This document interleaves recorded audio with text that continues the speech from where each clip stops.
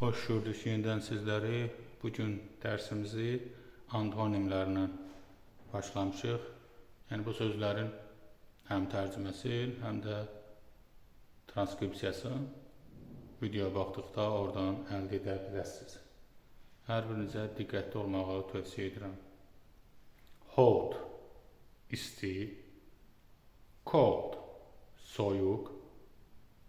Tall, uca yaxud da uzun. Short, qısa. Strong, güclü. Weak, zəif. Up, yuxarı.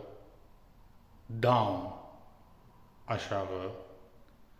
Inside, içərisində. Outside, çölündə. Left, sol. Right, sağ. New, təzə, yeni. Old, köhnə. Videoya baxdığınız üçün təşəkkürlər. Videonu bəyənib paylaşmağı da unutmayasınız. Hər birinizə uğurlar arzulayıram.